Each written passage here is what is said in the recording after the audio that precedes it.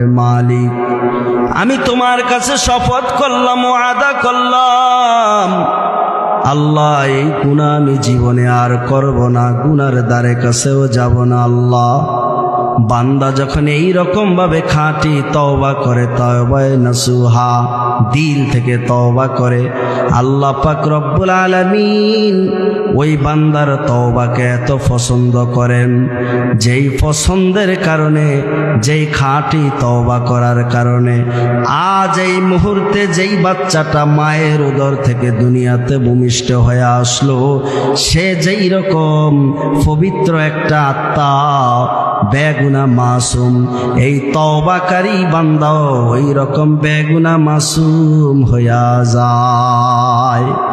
পয়গম্বর মুসা আলাইহিমুস সালামের দরবার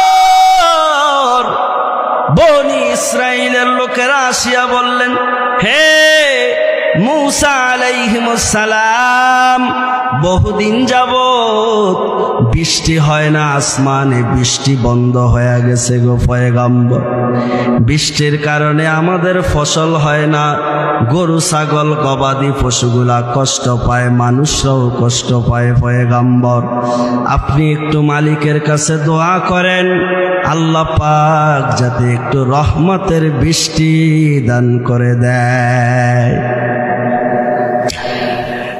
বনি ইসরাইলের উম্মতের আয়েশা নবীর কাছে দোয়া চায়, আল্লাহ, হে পয়গম্বর, আল্লাহর কাছে একটু দোয়া করেন, আল্লাহ পাক যাতে একটু রহমতের বৃষ্টি দ্বারা জমিনটা সজীবতা ফিরায়া দেয়, ঠান্ডা করে দেয়। পয়গম্বর মুসা আলাইহিমুস সালাম বললেন, হে উম্মতেরা শোনো, অমুক দিন অমুক জায়গায় অমুক মরুভূমির মধ্যে তোমরা গণ জমায়েত হয়ে যাইবা, ওই জায়গায় খোলা আসমানের নিচে আমি আল্লাহর কাছে দোয়া করব যাতে আল্লাহ রহমতের বৃষ্টি দিয়া দেয়। সারা দেশের মধ্যে এলান হয়ে গেল, হাজার হাজার মানুষ ওই জায়গায় সমবেত হয়ে গেল। এরে জমানার নবী, জমানার পয়গম্বর মুসা আলাইহিমুস সালাম আমাদের কল্যাণের জন্য দোয়া করবে, বৃষ্টির জন্য দোয়া করবে। আয় আয় পয়গম্বরের এই বরকতি দোয়ার মজলিস থেকে নিজেকে মাহরুম করিও না। সারা দেশের মধ্যে এলান হয়েছে, আসো পয়গম্বরের এই বরকতি মুবারক মজলিস থেকে নিজেকে মাহরুম করিও না।